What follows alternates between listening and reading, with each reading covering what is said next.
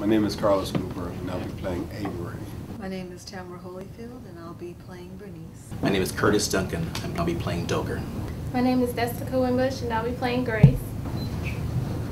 My name is Miti Loni Lovo, and I'm going to be playing Mauricio. I'm Jason Quint, and I'll be playing Boy Willie. Mammons, I'll be playing Wine and Boy. I'm Demetrius Pono Jones, and I'm playing Lyman.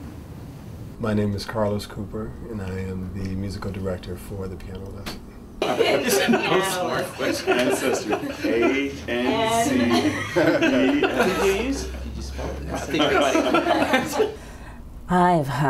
I started reading August Wilson in high school, and it was an assignment in drama class, and I loved the way he wrote because I related to him, even though as a teenager I didn't know why I related to him. As I got older and read more of his plays in college and throughout as I grew older, I began to understand why I related to him as I learned more about where I came from. This piano has such a strong effect on her. From what I'm seeing, I'm just throwing things out there, but it has such a strong effect on her. Some of the motives why she wants to hold on to the piano. It's like she feels this kind of bond type of, she has a bond. She sees it way beyond what people see it out from the surface.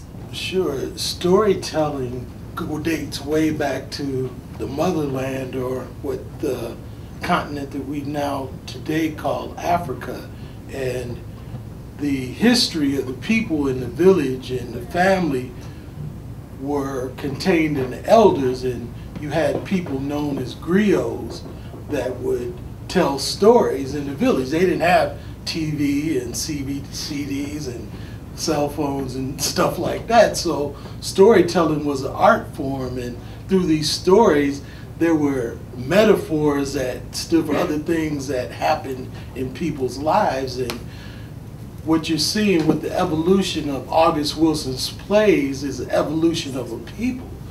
And everyone says that his words are beautiful, and they are beautiful, but his words mean so much more than beauty. And there is so much meaning behind his words, and only the folks in his culture can feel that and then communicate that, because it's something that's down deep inside.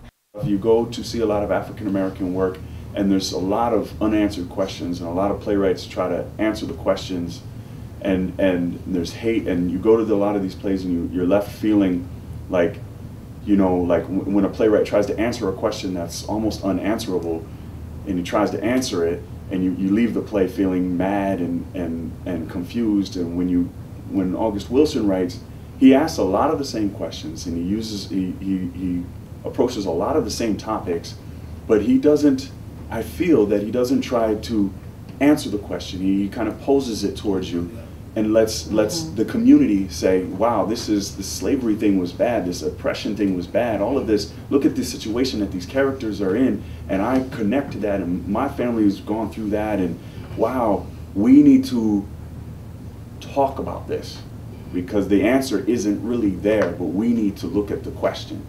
The one thing I think that I am discovering in the story more than anything has to do with roots and where you came from and your history. As it relates to the piano, understanding why it was that Berniece didn't want to give the piano away. The intrinsic value that was, I mean, it was almost like a back and forth struggle, because in one sense I'm understanding how something can connect you to your past, but also at the same time have like a bad, can also be something that you want to push away simply because of what the history behind it. At first, yes, we want to come and understand something about the other culture. I want to understand something about black people. Black people come here because they want to understand a little bit more about their own culture. And that's the draw. But when you come into an August Wilson play, you get a sense of what's in here. And that goes beyond this thing called color.